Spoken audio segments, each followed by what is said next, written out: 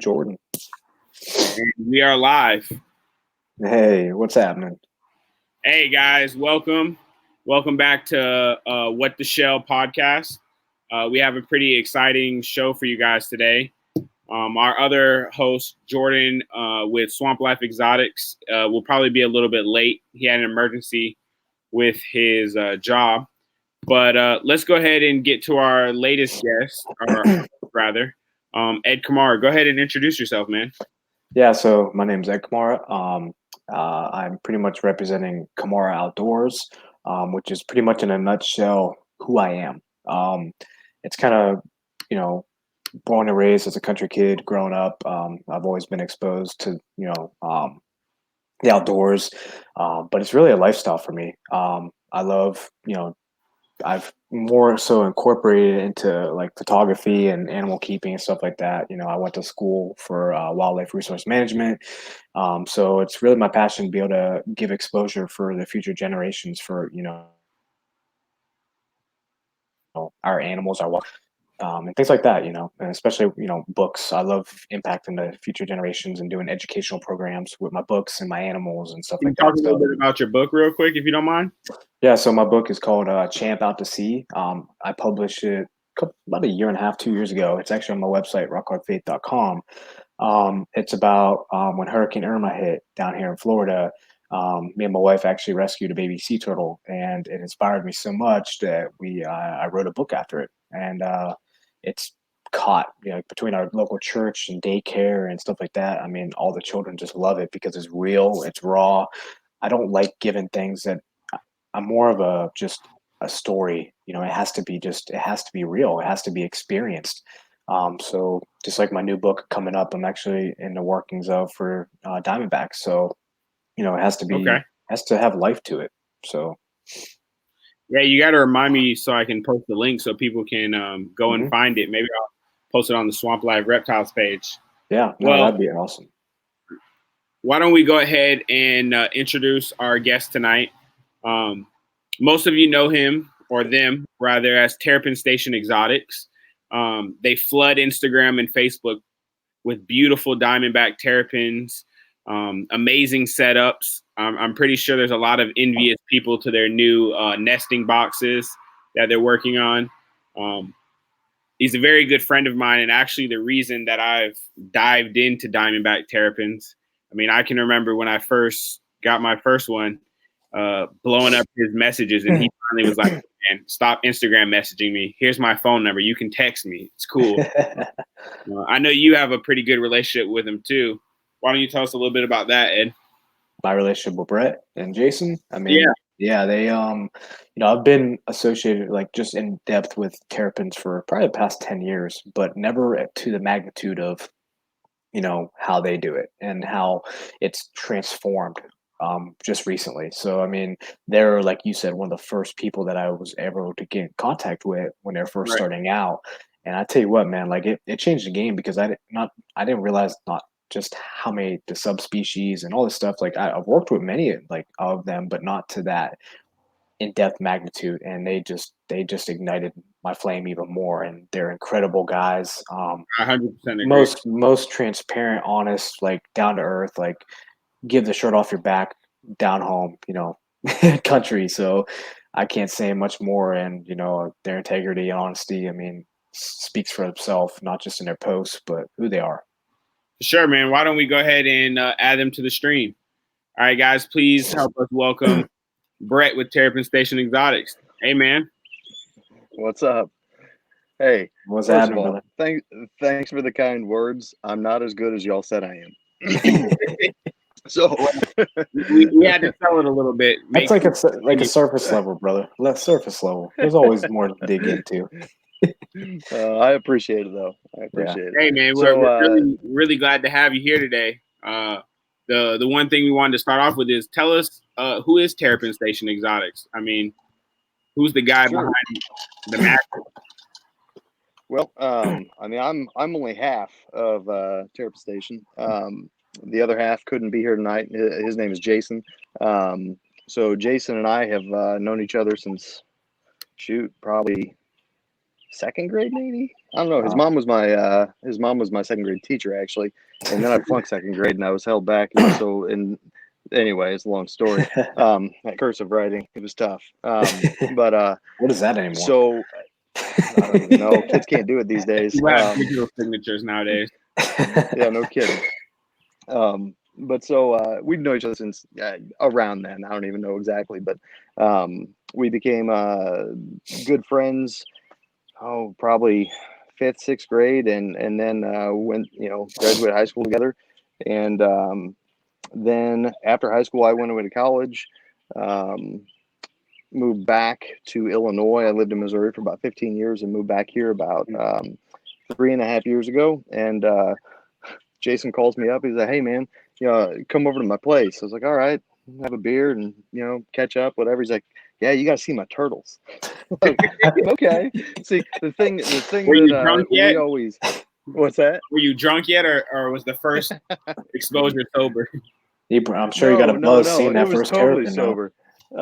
Yeah, for sure. So like when we were kids, I had turtles when I was a kid. That wasn't. I think I had 2 red-eared sliders and nothing big.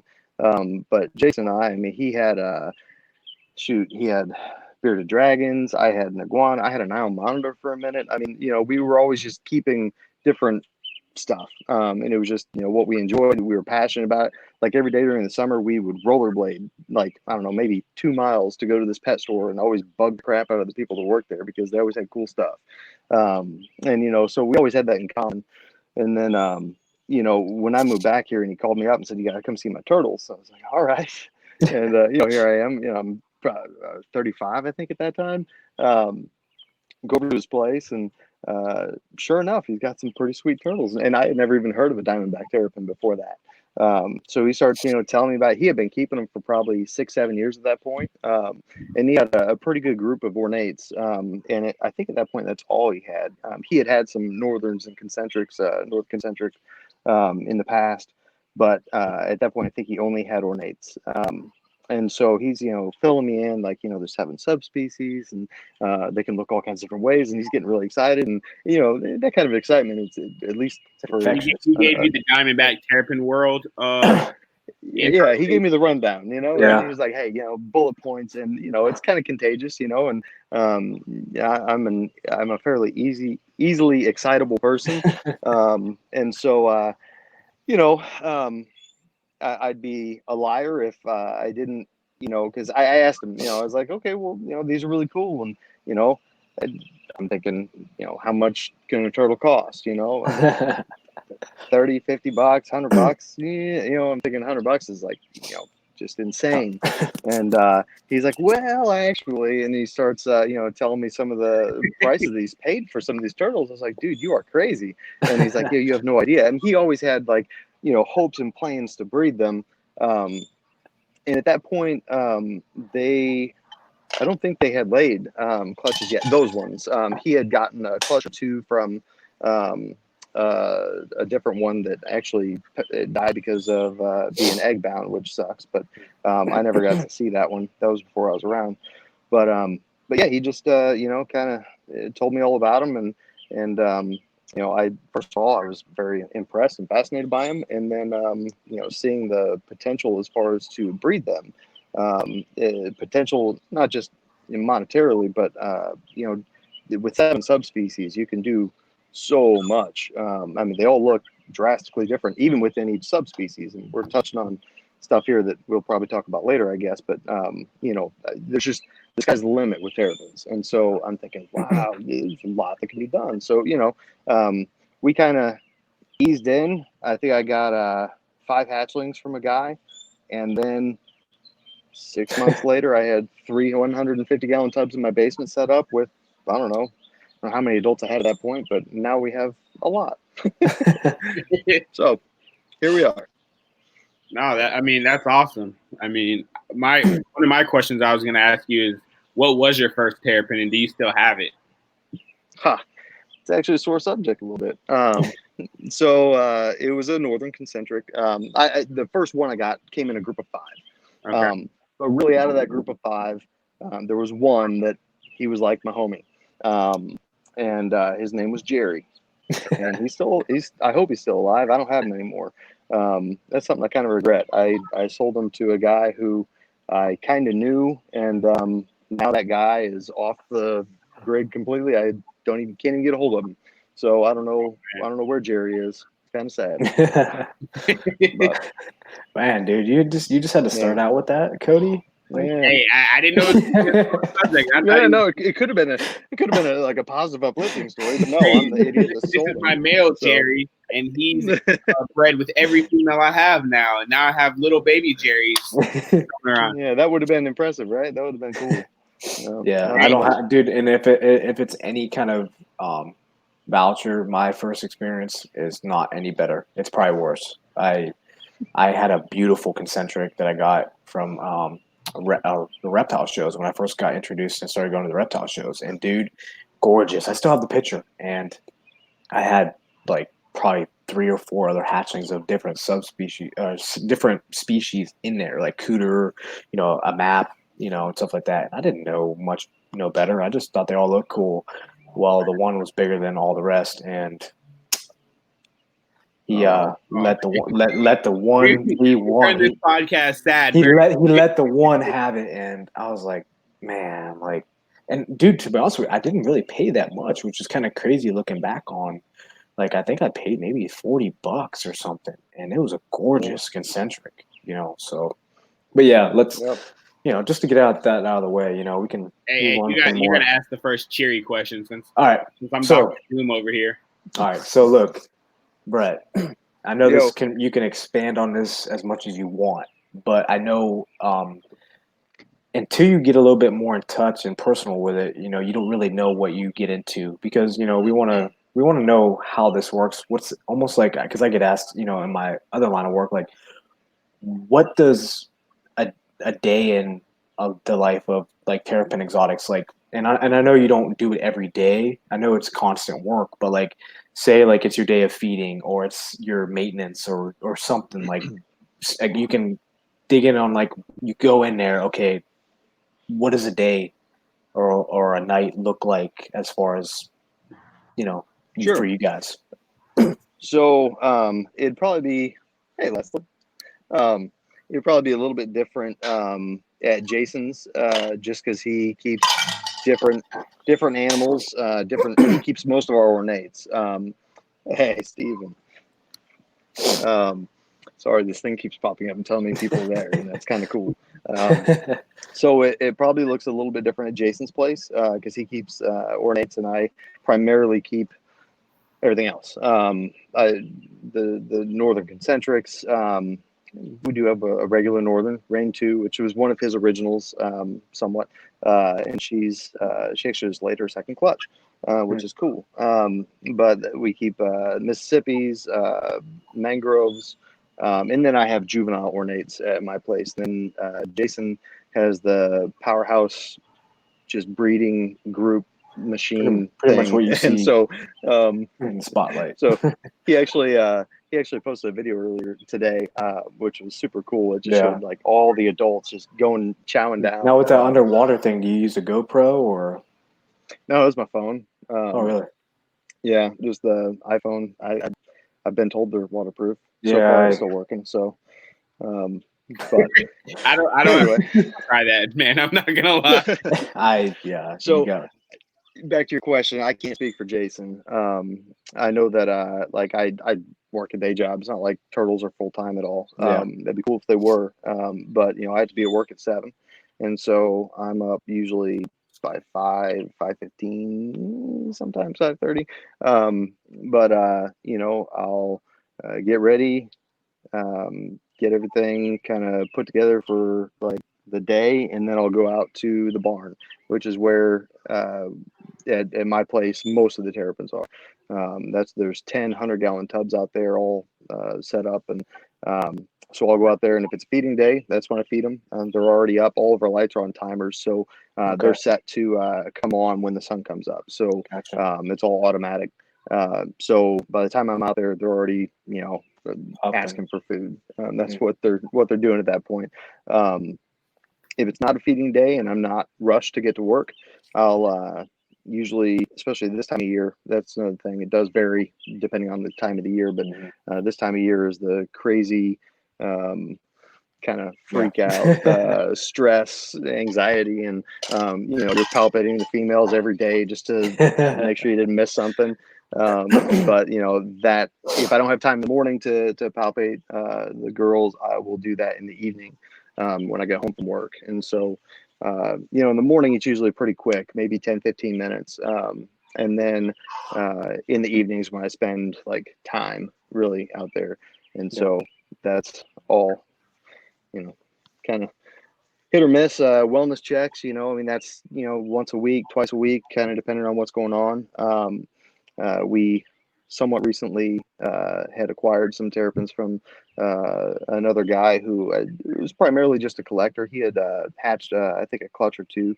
But some of them had some health issues, and so those require more hands-on, more just general care, and so that is kind of a constant thing. So depending on what they need for the day, whether it's a I'm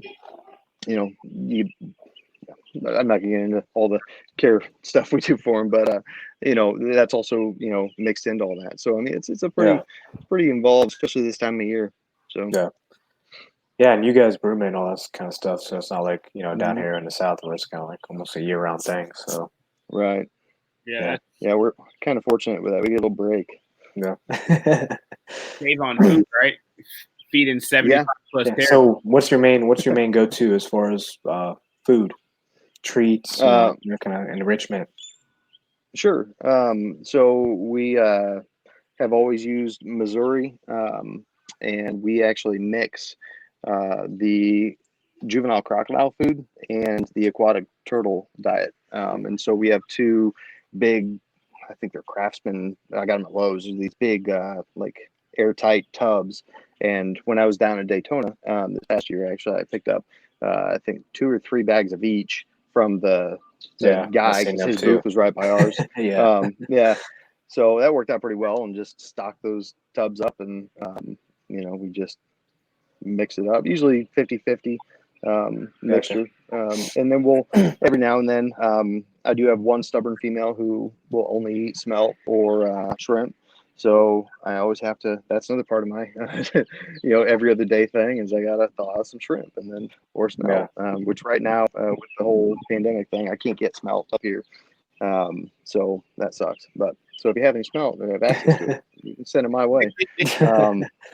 It's almost like getting into the whole ball python industry with the whole road and stuff, man. It's like, golly, I'm glad majority of the time we don't have to worry about that stuff. But yeah, for sure. But I do offer, either smelt or raw shrimp, frozen shrimp, occasionally as treats, but not even once a week, probably. It's primarily just a pellet diet, and I think Jason does the same. Yeah. I was going to ask you, Brett, what do you recommend for if we have any viewers that just consider themselves hobbyists and not breeders? Like, how should they set up their habitats, best in your opinion? With your guys' experience, what have you seen to really work? Well, I guess it depends on if they have a male or a female, if they have multiple, or because all that'll change. Because whether you're breeding or not, if you have a female, she's going to need a nesting box, or you're going to run the risk of her getting egged on and die. Right. So you don't want to be in that boat, unless you just, I guess, every spring or summer you have an appointment with the vet and you go get some oxytocin and make her lay the eggs, which you could do, but why not just give her some sand to lay the eggs in and then take them out and make an omelet? But just kidding. I'd say, shoot, I think aquariums are cool. I know a lot of. I have one aquarium. I also only have one. I used to have one, and quickly it got. I have 2 empty ones, actually, 2 empty ones right now, and I have one that I use for a handful of juveniles. But I think aquariums are cool though, because you can see them and what they're doing.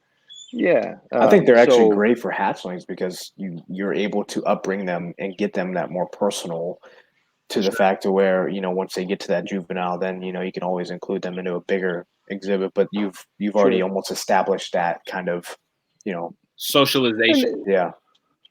and that might be, selfishly, but why do we keep these animals? We keep them because we enjoy them, and we Yeah. think they're cool, and Keep them they're because we don't beautiful. have room And for tigers. I do not want a tiger. Absolutely not. $3,000, man. That's all it Yeah, took. no, thank you. I'm Mm. good. Joe I'm good. Exotic, Terrapin Station Exotic. I feel like there's space for it. Hey, up until 2 days ago, I had a mullet, just an epic mullet. So this whole quarantine thing, I haven't been able to get a haircut like everybody else in the country, in the world. And so I had like these curls growing out, and my wife really liked them. But I saw the they live were. haircut video Oh yeah, I'm that sorry she about made that. you. I know, dude. Like I'm curling right now, and that's my cue to Yeah, can't do it. so I got everything and just left this, and I still had the little tail going. It was really beautiful.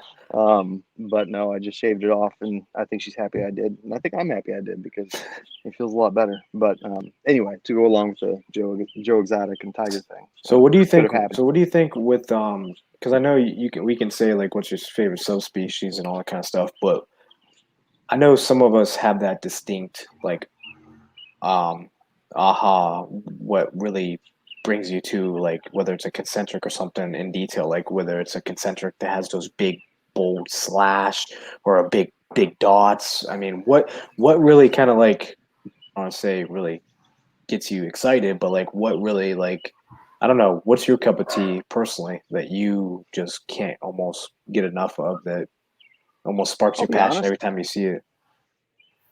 I mean, I can appreciate I can appreciate any terrapin just because Of course. Yeah.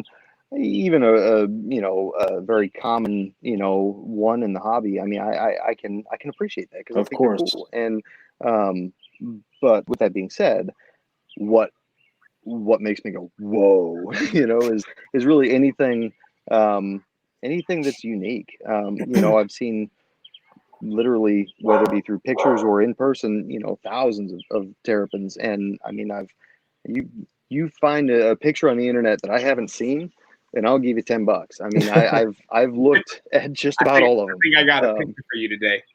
All right, I'm Not not a gonna give you terrapin 10 though. bucks.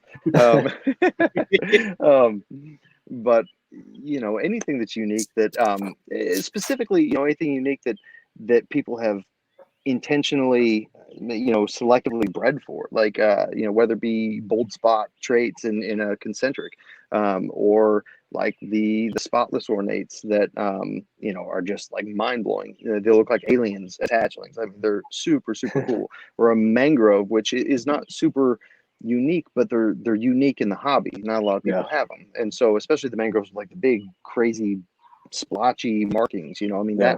that to me is just like, holy cow, those are amazing. And I appreciate them.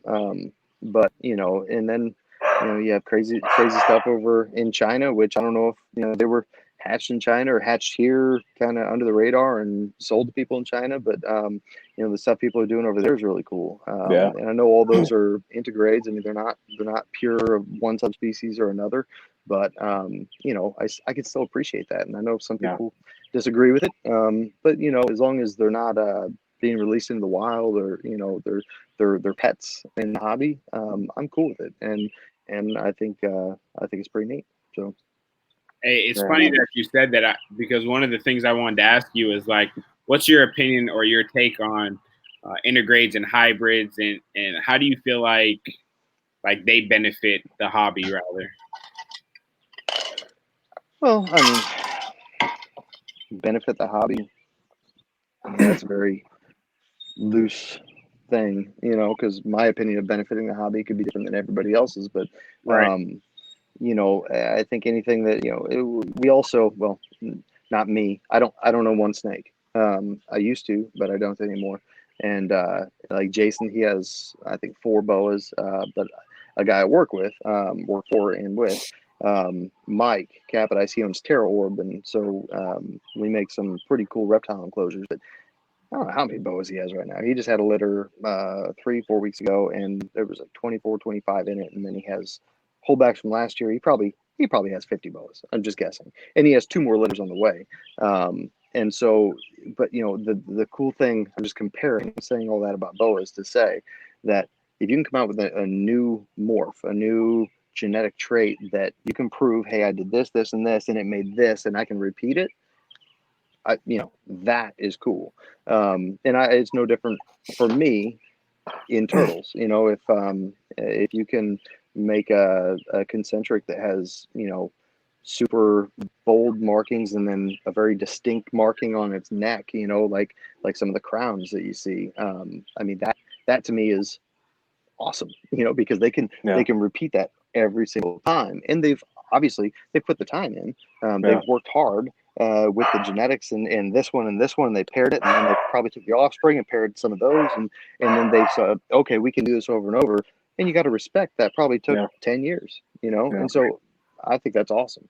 And so and you can't find that in any other species just because of the magnitude of the that you have with terrapins. I mean, you figure, I mean, if they can produce and naturally, not say any kind of natural would be like an ornate, northern, but if they are able to, then that's pretty much nature taking its course. It's just a matter of being more selective and more in depth and dial in and really seeing the actual capabilities and the magnitude of in better terms, potential of the species. And I think I could probably vouch for most people, and you guys, is that the more you can really turn people on, especially these terrapins, because you don't, and this is leading into a question for you, Brett, because if you go online, there's so much different stuff, but as far as real raw facts and just good material, because you can venture out and have all kinds of opinions and stuff.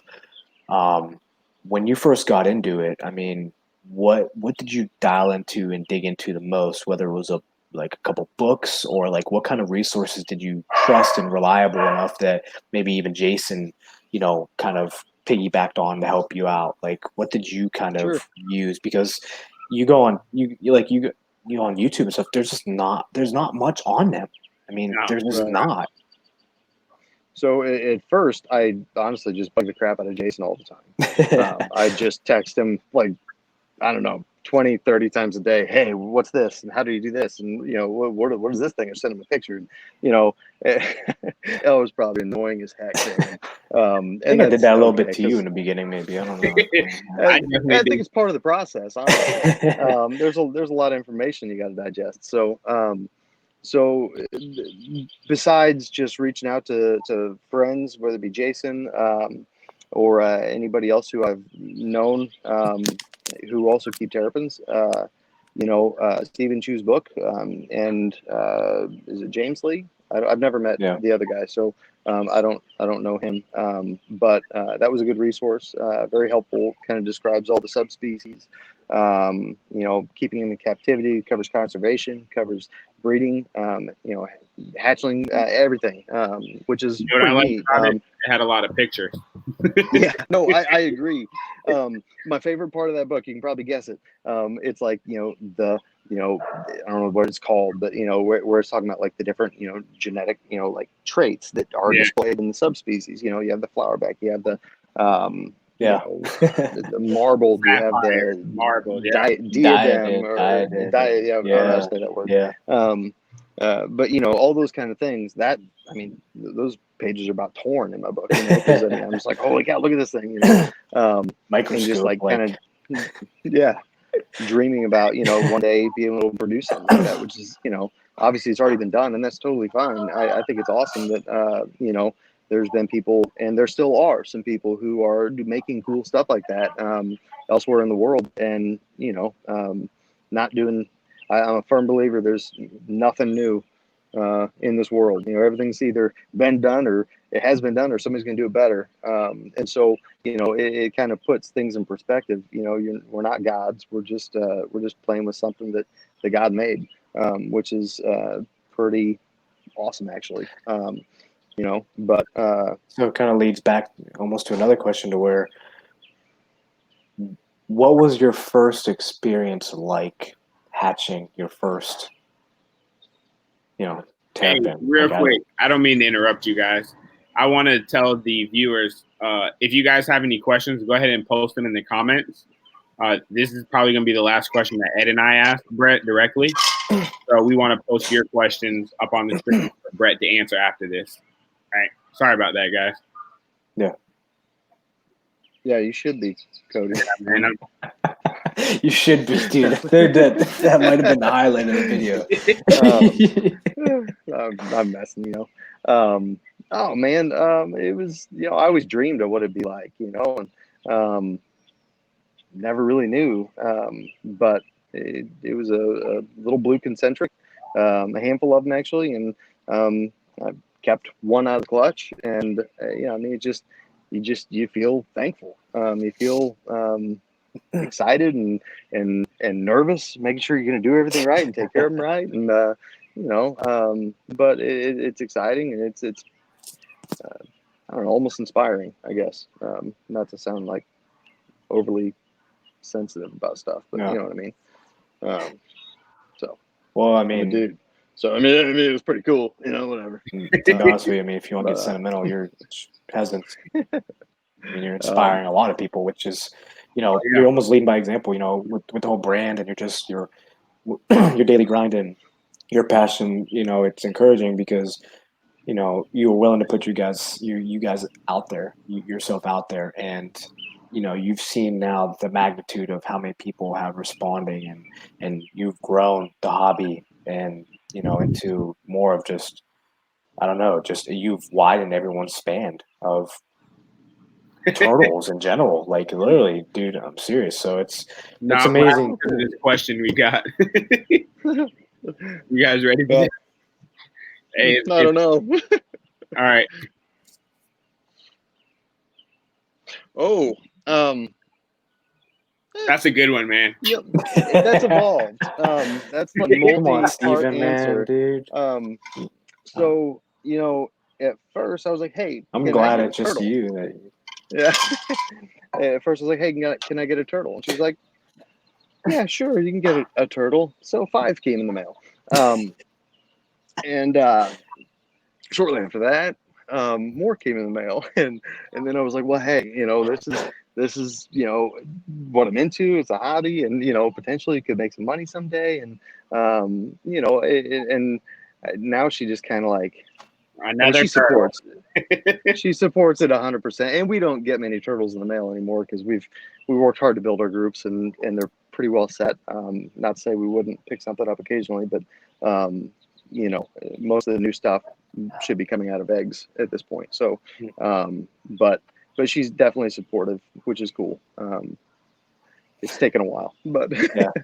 No, that's a good one. Yeah, I remember getting packages, and the moment you see a live animal box on the counter, dude, what is that? Rolling her eyes. I remember, I'll never forget. She'll get in trouble for this one, but I remember I knew how she would react. So this was a bigger box, and I had on the kitchen table and around the corner, and I recorded it, watched her walk in, and she just stopped dead in her tracks. And she was like, "What the?" And just gave me that just death stare. I'm like, yep. And I was like, "Look, open it. It's empty." Hey, I have a luxury, guys. I'm not gonna lie. I live 5 minutes from the FedEx ship center, so I can just hold them at the center, pick them up, sneak in the back gate, throw them in the pond. That's not good. That's not good. Oh, I've had that one for years. Yeah. I thought you only had 2 turtles. Now you have 7. Yeah, dude, it don't last. They had long. babies. All right. Hey, one day they just can't be terrapins. Hey, we have another question. I'll go ahead and bring up on the screen. I have made terrapin food, actually. That's a good question. So, this is probably a year and a half ago, I experimented with making gelatin cubes using an ice cube tray, which None of them even cared for it. It was tough to get even one to eat them. I don't know why. Maybe it was What the did you put ingredients in I them? used. I honestly can't remember everything I put in them at the time, but I definitely, I know I grinded up some pellets because I wanted that to be like the main, because I'm not a nutritionist. I don't pretend to know everything about everything. So obviously Missouri and Omega 1 and these other companies have already put the time in. They know what's good, and I trust those two companies at least. So I know I put pellets in, and I think I probably used smelt and some shrimp and maybe some calcium powder I added in. I couldn't even tell you. But so I did that, and none of them cared for it. And then I made my own hard pellets, and I did that a little bit differently. So I found just somebody on YouTube who had done it before, and they did similarly. Those similar ingredients. I think I probably used some different stuff in that time because I was probably a year later. But we put them on a cookie sheet, and it smelled up the whole house when I baked it. I know that because there was shrimp and smelt and plenty of seafood in there. Yeah, it definitely stunk a lot. And those pellets, everything, it was bad. But they loved those. They ate those like crazy. So I actually, online, I for probably 2 years, Jason and I have talked about buying a pellet extruder and making our own food, not just for our groups, but to sell. I think it'd be pretty neat. But that would also require hiring somebody to analyze all the ingredients and what's going to be in it, and you have to have the back knowledge on that Yeah. stuff. And we're not there yet, and we don't have time right now to invest in it. So maybe someday, but. For now, it'll probably just be Missouri, and then I'll maybe occasionally make my house stink with some pellets. Hey, I'm going to share a comment. It's not a question that our friend Dan posted. This is what he said. I don't know that guy. He doesn't know what he's talking about. He only knows I'm just kidding, Dan. about guppies, right? Yeah, he only knows about guppies. No, honestly, if I had access to fiddler crabs, I would be all about that. Not only because it's one of their diets in the wild, but I think it'd just be freaking cool to watch them just chase those things all around the tub and just annihilate them. But living in Illinois, it's hard to find fiddler crabs. Right. So no, but I don't disagree. And if parasites weren't a scare and an issue with like periwinkle snails, I'd be all about that too. Because I mean, obviously And you can that's a buy big them off deal. YouTube. I mean, not YouTube, eBay. Sorry. You can buy them off eBay.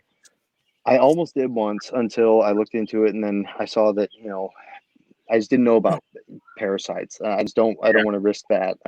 Yeah. Especially all my tubs in the barn, they're all plumbed together in the barn.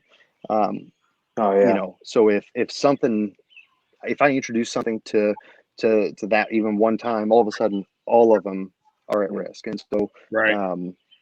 it's just not something I want to mess with at this point. So We got another question. I'll go ahead and post that one. It says, let's go. in the best of worlds, I'm not sure I know what that means. Like in an ideal situation. Yeah. Well, is that maybe? Yeah, we'll go with that. Well, I mean, Leslie, we're taking over the world with terrapins. I'm just kidding. No, we for a long time, I mean, we would buy up everything and anything that was posted on fauna or king snake or whatever.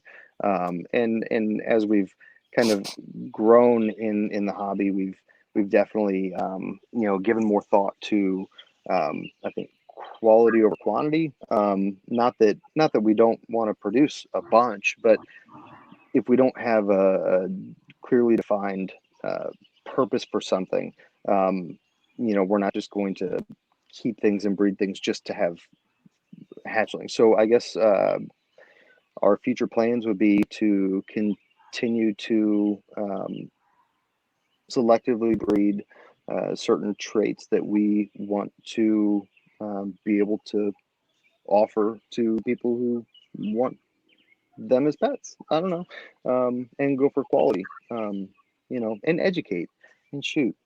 And something else I wanted to say, Leslie, not to sidestep your questions, but something else I wanted to say earlier, Ed, on your question um, about, I don't remember your question now, but I know what I was going to say. So hopefully it'll just apply. But, as far as what we're trying to breed for and produce, you know, I don't live anywhere near brackish water. So there's very little I can do to help the species in the wild from Illinois, as far as hands-on, as far as conservation work. But, and I know people have different opinions on this subject, but it's my stance that if Jason and I can produce, kind of pinpointed looks or traits within subspecies, or just in what we're offering, eventually, and we're not there yet. I mean, we're you know we've been, this is our really second year of actually hatching eggs. I mean, we're not like veterans at all. We're still learning every day. But when we get there, I really feel like it's going to have an impact on conservation, because when people see a picture of a spotless ornate, or something that they can't find in the wild readily, they can't. I mean, I know you can find spotless in the wild, but it's rare. It's not a common thing, or something that would specifically take integrating. And so if we can interest the general public to things like that, it's hopefully going to reduce the Dave Summers of the world, or the other people who are doing similar things, because obviously that's not something we like or appreciate or want to happen anymore. So, but anyway, so Leslie, sorry, I'm long-winded on that one, but we want to breed cool stuff and help wild terrapins. Makes sense. I think as we get ready to wrap up, we'll go ahead and let the viewers and let you see this picture of a turtle and see if you can guess that turtle. Are you ready? Great. It should be simple. I didn't go way off the left. All right. It's not a terrapin. Then I don't know. might be a dog for all I know. It might be an alligator or a Pokemon. Sure, it has 4 legs at least. Hopefully. All right. Let's see how we can do this. No, we're gonna share. Technical difficulties. That's too bad. All right. Can you guys see my screen? This is the turtle. Oh man. Hold on. We want to see if one of the viewers can guess as well. The first person. Good call. Let them guess first. Well, I know. No, we want to hear your guess. All right, let me Google something real quick. Just, dude, you can narrow it down. Right. Look at the shell, and look at all the mud. I mean, I know it's some kind of mud musk turtle, but I don't know specifically what it is. I mean, look, man, I only have terrapins. I have a dog, 2 cats, and like I'll bring it terrapins at my house. Look at the uniqueness of the bold markings in the head and a big yellow eye. I mean, all right, you got it ingrained in your head, because I'm gonna take it down. Yep. All right, let's see. All right, let's see. We have striped neck musk turtle, razorback musk as guess, something mud. Stephen Chu put the entire scientific name. Of course he did. I'm going to say what he said. What Stephen Chu said. 100%. Thomas says loggerhead. I'll give you guys the clue. Apparently, when I went on Instagram, today was Endangered Species Day. It is on the endangered species list. Apparently, Google says it is. Okay, Google always knows. So it is a musk turtle. Okay. It's what's your guess going to be? It is found in North America. Well, that's a North American light-colored, spotted, yellow-eyed musk turtle. That's my final answer. I will say that nobody has actually guessed it. Whoa. Okay. They're close. They're in the same general vicinity. Steven chooses the closest. Well, of course, because Thomas is close to the loggerhead, but it is not a loggerhead, and it is not a stripe neck. Striped tail. striped No. tail. It's you guys want me to go ahead and just say it? He Yeah. got it. Someone got it because they Googled it. He got it. Ooh. It's a Never would have guessed that. I didn't even know that was a thing. So Yeah, I didn't either, man. But cool. it's a pretty turtle, man. At least I think so. Yeah. Where are they native to? Apparently they're only native now in one river in Alabama. Wow. Interesting. So I guess that's why they're on the endangered species list, is because, habitat destruction, pollution. Yep. Well, that just goes back to Brett's original why they're doing it. I mean, terrapins ain't no different. I mean, you just translate it into, you see how many subspecies like the mangroves and stuff. I mean, dude, if you're able to carry on, what can't, Hey, Steve did bring this up. We talked about integrates today, so I'm going to share this real quick. There's an integrate between the two. By the two, he's talking about the striped neck musk turtle and the flattened musk. So I have seen those. They're naturally occurring integrate. They're really beautiful, man. Striped neck. Does anybody breed the flattened in captivity? I don't know. I've never seen them offered. I remember when I first started, like, in the Facebook turtle group world, I was in a mud and musk turtle group. And there was a guy whose goal was to keep all of the North American musk turtle species, and flattened musk was the only one he hadn't gotten. Wow. I wonder if any zoos or conservation groups are working on it, because hopefully they are. Because if they're endangered, it's a pretty big deal. And it probably also doesn't help that they're this big, so they look like a rock. Yeah. Yep. Yep. But yeah, if there's no other questions, I think we'll go ahead and wrap it up. We don't want to hold you too long. Cool. Yeah, man. Well, Awesome, appreciate man. We appreciate it, Brett, taking the time to do it, and just giving us insight on what it's like. I'm going to share this. I'm sorry. This is what Chu says. He's your next guest, isn't he? He better be. He should be. Good luck coming up with questions for him. Oh man, we're gonna have to hold the book in our hand. It has to come straight out, or something that's not in the book. We got to rack the brain. But yes, the plan is to have him next week. Cool. Yeah. And at some point when Jason's free on a Friday night, you should have Jason do like what I'm doing. Ed kind of gave me this idea. Our plan is to have guests come on, have our viewers kind of learn who they are, and then eventually have them come back on once you have a rapport, rather, like they know who we're talking to, about some of the more interesting topics. Like last week, we talked about should certain subspecies have names, like the black velvet that was floating around on Facebook, to describe them better, like that name is funny, but if I say, hey, Brett, I want a concentric, there's a lot of variations of concentric. There are. I posted the other day that I was looking for a Florida box turtle, and somebody contacted me and offered me a $3,000 Florida box turtle. That's definitely not where I was headed, But, when you can easily describe it, and that's not necessarily what it'll be, but just more technical topics that require in-depth thought, if that makes sense. Yeah. We can bounce off ideas and stuff. You build a profile that way, you archive it so, we can pretty much widen the span to where somebody wants to learn about someone and their knowledge between you and Steven and, whoever we might have. I mean, dude, like we were saying with resources, I mean, with books and stuff, I mean, they're so limited to where, if you can get a profile of all the people that's been doing it for, 5, 10, 15, 20 years, that's invaluable, man. Right. Yeah. So, like a digital library. Yeah, for sure. Which is cool because, you have situations like the Facebook Terrapin group that was, completely just deleted out of nowhere because somebody got butthurt about something.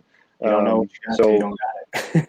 Exactly. And I Maybe should say that when I first got into Terrapins, and I don't know why I didn't think about this, but other than texting Jason or, asking a handful of other people I had reached out to, I mean, in the book, the Facebook, Terrapin group was huge.